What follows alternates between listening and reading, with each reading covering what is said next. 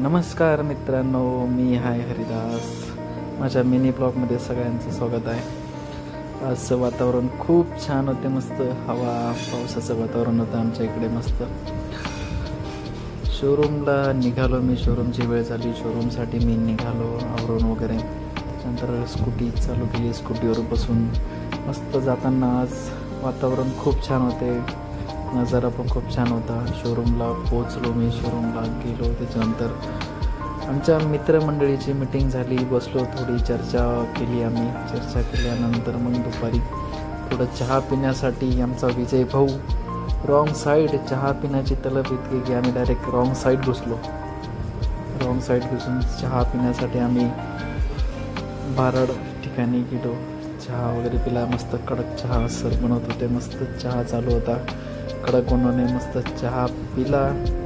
चहा पण एकदम प्यायला मस्त आहे. चहा वगैरे पिला. त्याच्यानंतर परत आम्ही शोरूमला आलो. शोरूमला आल्यानंतर परत आमचे थोडे ड्रायव्हर लोक मित्रमंडळी बसले, गप्पा वगैरे मारत एकामेकांची मजाक उडवत होते. त्यानंतर संध्याकाळी घरी जाताना म्हटलं आता कायच जेवण्यासाठी काहीतरी स्पेशल भाजी घेऊन जावा.